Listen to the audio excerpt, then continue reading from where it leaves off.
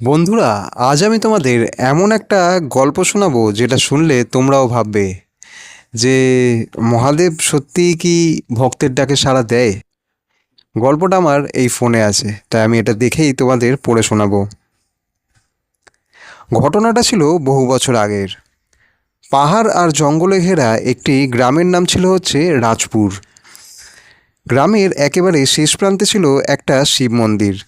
লোকের মুখে মুখে প্রচলিত ছিল এই মন্দিরে নাকি হাজার হাজারের বছর ধরে একটি অনেক পুরনো শিবলিঙ্গ আছে। মানে একটা পুরনো শিবলিঙ্গ একটা মন্দিরে আছে, তাও হাজার বছরের বেশি। কিন্তু সূর্য ডুবে যাওয়ার পর গ্রামের কেউ ওই মন্দিরে যায় না, কারণ সবাই বলে মধ্যরাতের পরে সেখানে ডমরুর শব্দ শোনা যায়। কখনো ঘন্টা বাজে, কখনো আবার দেখা যায় সাদা ছাইমাখা এক অদ্ভুত সাধুকে, যিনি শিবলিঙ্গর সামনে বসে ধ্যান করেন। অনেকেই ভাবতো এটা হয়তো শুধু গল্প, কিন্তু গ্রামের একটা যুবক সাহস করে সেদিন সেই মন্দিরে গেছিল। তার নাম ছিল অরিন্দম। সে একটু নাস্তিক ধরনের ছিল, এসব জিনিসে সে একদমই বিশ্বাস করতো না। ছোটবেলা থেকে সে খুবই সাহসী ছিল। সে সবসময় বলতো, ভয় বলে কিছু হয় না, মানুষ নিজের মনেই নিজে ভয় তৈরি করে। একদিন গ্রামের এক বৃদ্ধ তাকে বলল, বাবা, অহংকার করো না, শিবের শক্তিকে একদমই পরীক্ষা করতে যেও না। অরিন্দম হেসে উত্তর দিল, আমি খালি সত্যিটা জানতে চাই, আর কিছু নয়। সেই রাতেই ছিল কৃষ্ণপক্ষের চতুর্দশী। রাত ঠিক 12টায় হাতে একটি লণ্ঠন নিয়ে সে একাই রওনা দিল শিব মন্দিরের সামনে। চারদিকে খুবই নীরবতা, যেন পৃথিবী পুরো ঘুমিয়ে আছে। হঠাৎ দূরে কোথাও একটা শিয়াল ডেকে উঠল। কিছু দূর এগিয়ে যেতেই অরিন্দমের মনে হলো কেউ যেন তাকে ফলো করছে। সে পিছনে তাকালো, দেখলো সেখানে কেউ নেই। সে আবার হাঁটতে শুরু করলো। হঠাৎ তার কানে ভেসে এলো ডমরুর একটা হালকা শব্দ। ধীরে ধীরে সেই শব্দ আরও স্পষ্ট হতে থাকলো। তার বুকের ভেতর এক অজানা অনুভূতি তৈরি হলো। সে নিজেকে সামলে নিয়ে মন্দিরের দিকে কোনো রকমে পৌঁছলো। মন্দিরটা ছিল খুবই ভাঙাচোরা, যেহেতু হাজার বছর পুরনো। চারদিকে বটগাছের শিকড় মন্দিরের দেওয়াল জড়িয়ে রেখেছিল। কিন্তু আশ্চর্যের বিষয়, এই হাজার বছর পুরনো মন্দিরেও যেখানে লোক যায় না, সেখানে একটা প্রদীপ জ্বলছে। অরিন্দম ভাবল, এত রাতে এখানে কিভাবে প্রদীপ জ্বলছে, আর কেই বা এখানে এসে প্রদীপ জ্বালালো। সে ভিতরে ঢুকতেই ঠান্ডা বাতাস তার শরীর কাঁপিয়ে দিল। ঠিক তখনই মন্দিরের ঘণ্টা নিজে থেকেই বাজতে শুরু করলো। চারদিকে যেন প্রতিধ্বনি ছড়াতে থাকলো। অরিন্দম প্রথমে ভয় পেলেও নিজেকে তারপর শক্ত রাখল। হঠাৎ সে দেখতে পেল শিবলিঙ্গের সামনে একটা সাধু বাবা বসে ধ্যান করছে। তার সারা শরীরে ছাই, গলায় রুদ্রাক্ষ, চোখ বন্ধ। অরিন্দম ধীরে ধীরে তার কাছে গিয়ে বলল, বাবা, আপনি কে? সাধুটি চোখ খুলে বললেন, যে সত্য খুঁজতে আসে সে সবসময় কিন্তু উত্তর পায় না। অরিন্দম অবাক হয়ে জিজ্ঞেস করল, আপনি কি এখানেই থাকেন?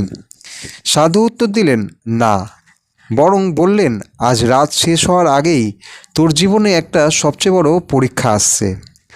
অরিন্দম হেসে বলল, আমি কোনো পরীক্ষাকে কিন্তু ভয় পাই না। সাধুটি শুধু একটি কথা বললেন, ভয়কে নয়, অহংকারকে জয় করতে শেখ।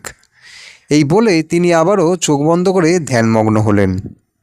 ঠিক তখনই বাইরে প্রচণ্ড ঝড় বৃষ্টি শুরু হলো। মন্দিরের দরজা নিজে থেকেই বন্ধ হয়ে গেল।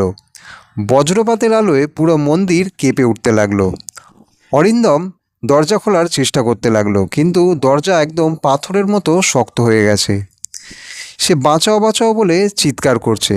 সাধু বললেন, এখন বেরোস না, এখন কিন্তু বেরোলে মৃত্যু নিশ্চিত। কিন্তু অরিন্দম কোনো কথা শুনল না। সে বাইরে বেরিয়ে দেখল একটি বিশাল বটগাছ তার সামনে ভেঙে পড়ল। মাত্র এক কদম এগোলেই সে মারা পড়ত। অরিন্দম হতভম্ব হয়ে দাঁড়িয়ে রইল। সে বুঝতে পারল সাধুটি না থামালে আজ তার জীবন কিন্তু শেষ হয়ে যেত। সে আবার মন্দিরে ফিরে এলো, কিন্তু মন্দিরে ঢুকে দেখলো সেখানে আর কেউ নেই, খালি শিবলিঙ্গটি রয়েছে। সাধুটি যেন হাওয়ায় কোথাও মিলিয়ে গেছেন, আর শিবলিঙ্গের সামনে একটি রুদ্রাক্ষ পড়ে রয়েছে। অরিন্দম সেটি হাতে তুলে নিল। ঠিক তখনই আবারও ডমরুর শব্দ শোনা গেল, কিন্তু এবার সেই শব্দের সঙ্গে ভেসে এলো মন্ত্রোচ্চারণ। মন্ত্রোচ্চারণটি ছিল ওম নমঃ শিবায়। অরিন্দমের চোখ দিয়ে অজান্তেই জল গড়িয়ে পড়ল। সে প্রথমবার উপলব্ধি করল সব কিছু কিন্তু যুক্তি দিয়ে পরীক্ষা করা অসম্ভব, কিন্তু কিছু এমন শক্তি আছে যা শুধু অনুভব করা যায়। ভোরতেই গ্রামের মানুষ তাকে খুঁজতে মন্দিরে এলো। অরিন্দম সব ঘটনা তাদের খুলে বলল। গ্রামের বৃদ্ধরা রুদ্রাক্ষটি দেখে বিস্মিত হলেন, কারণ ঠিক একই রকম একটি রুদ্রাক্ষের কথা তার পূর্বপুরুষদের গল্পেও কিন্তু উল্লেখ আছে। কথিত আছে বহু বছর আগে এক মহান শিবভক্ত সাধু এই মন্দিরেই তপস্যা করতেন। মৃত্যুর পরেও কিন্তু সে তার ভক্তদের রক্ষা করতেন। সেদিনের পর থেকেই অরিন্দমের জীবন প্রায় অনেকটা বদলে গেল। সে অহংকার ছেড়ে ভক্তির পথ বেছে নিল। প্রতিদিন ভোরে সে মন্দিরে গিয়ে ওম নমঃ শিবায় এই মন্ত্রটি বারবার জপ করতে লাগলো।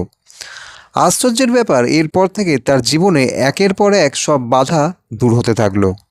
কিন্তু আজও গ্রামের মানুষ বলে, মহাশিবরাত্রির রাতে যদি কেউ নিঃস্বার্থ মনে এই মন্দিরে এসে মহাদেবের নাম জপ করে, তাহলে গভীর রাতের নীরবতায় ডমরুর শব্দ সে শুনতে পায়।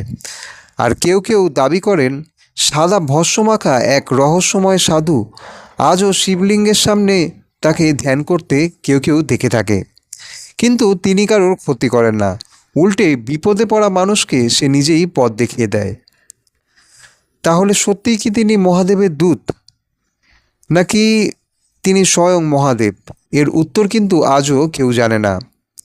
তবে একটা কথা বহু ভক্ত বিশ্বাস করেন, যে মানুষ সত্যিকারের ভক্তি নিয়ে ওম নমঃ শিবায় মন্ত্র পাঠ করে বা এই মন্ত্র উচ্চারণ করে, তাকে মহাদেব কিন্তু কখনো একা ছেড়ে দেন না।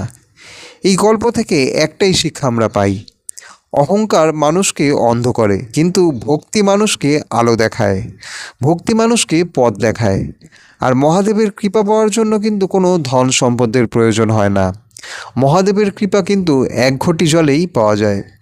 তো বন্ধুরা, তোমাদের আজকের এই শিব ঠাকুরের গল্পটি কেমন লাগলো অবশ্যই ভিডিওর নিচে কমেন্টে জানিও। আর এরকমই যদি আরও গল্প শুনতে চাও তাহলে কিন্তু অবশ্যই চ্যানেলটাকে সাবস্ক্রাইব করে রেখো, ভিডিওটাকে একটা লাইক করে দিও, আর ভিডিওটা কিন্তু সবার সাথে শেয়ার করো। দেখা হবে এই ধরনেরই ঠাকুর রিলেটেড পরবর্তী একটি ভিডিওতে, যেখানে আমি তোমাদের অন্যান্য আরও ঠাকুরের বা শিব ঠাকুরের গল্প শোনাবো। তোমাদের কি মনে হয় যে এই গল্পটা তোমাদের কি শিক্ষা দিল? অবশ্যই কমেন্টে তোমাদের মতামতটি জানাও।